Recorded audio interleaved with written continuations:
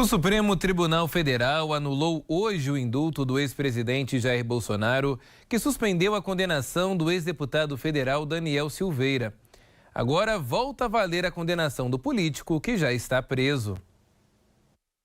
Por 8 votos a 2, o Supremo Tribunal Federal derrubou a validade do indulto de graça, concedido a Daniel Silveira por Bolsonaro enquanto ainda era presidente.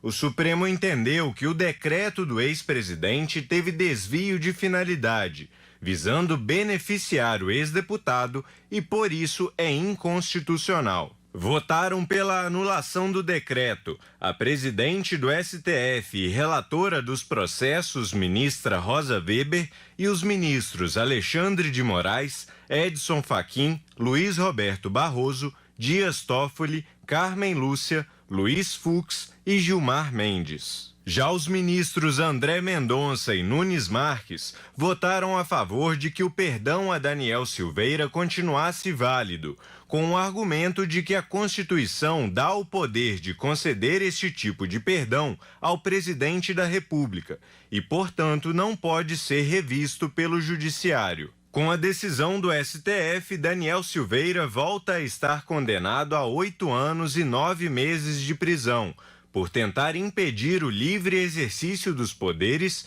e por coação no processo que responde por atacar o Supremo. Silveira, que era apoiador e integrante da base de Bolsonaro quando ambos exerciam mandatos políticos, já está preso desde fevereiro deste ano, por atacar novamente o Supremo e por descumprir regras da prisão domiciliar. O perdão tinha sido concedido em 21 de abril de 2022, um dia após a condenação. Pedro Bonenberg, essa decisão foi aprovada por ampla maioria no Supremo e o meio político, claro, reagiu também a essa decisão durante essa quarta-feira. Mais uma vez, uma boa noite para você. Elias, boa noite para você, para todo mundo que nos acompanha. Uma decisão muito importante, Elias, e que coloca uma regra clara ao jogo democrático aqui no Brasil. O Supremo, com essa condenação, dá um recado muito claro de que não vai tolerar ataques antidemocráticos e incentivos de violência contra ministros da Corte, como fez Daniel Silveira à época desses fatos. O presidente Bolsonaro, ex-presidente Jair Bolsonaro, logo no dia seguinte, após a condenação de Daniel Silveira, ex-deputado, deu esse indulto, uma graça presidencial, um perdão a esses crimes cometidos pelo então deputado Daniel Silveira.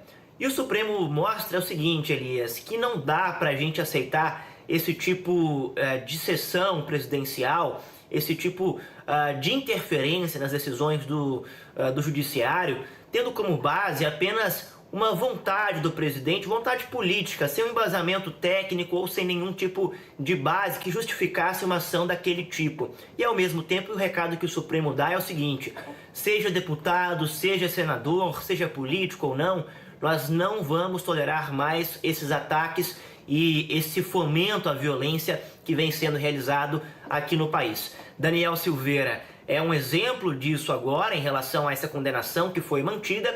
E agora a gente vai ter basicamente essa condenação mantida, né, a partir de agora, sem nenhuma dúvida em relação a esse julgamento. Daniel Silveira já está preso, como bem explicou a reportagem, desde fevereiro.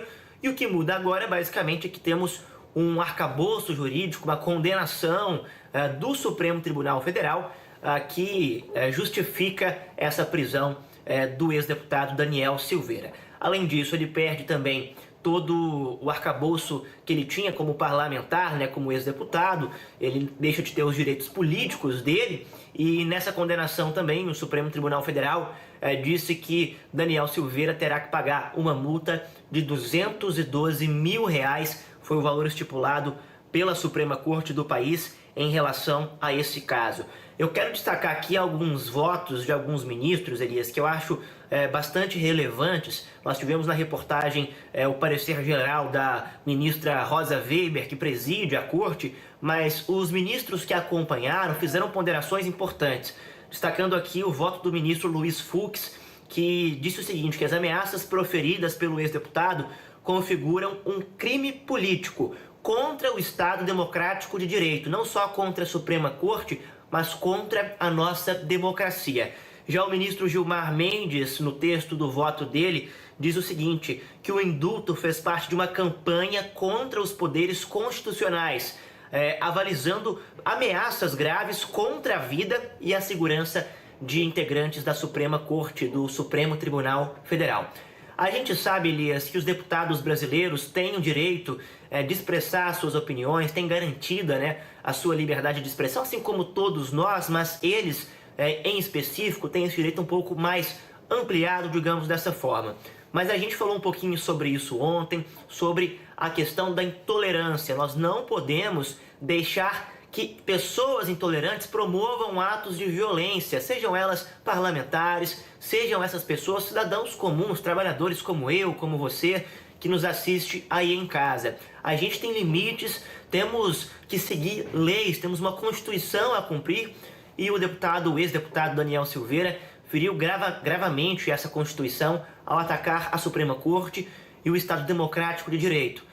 E agora vai dentro de um processo de ampla defesa, podendo apresentar seus argumentos, sofrer as consequências dessas falas. Fica o recado também, não só para Daniel Silveira a partir desse caso, Elias, mas também para outros deputados dessa legislatura, senadores, que vêm atacando a Suprema Corte ainda nesses últimos dias e que podem acabar sendo processados também, eventualmente, pelas falas que têm dado aqui no país. Elias.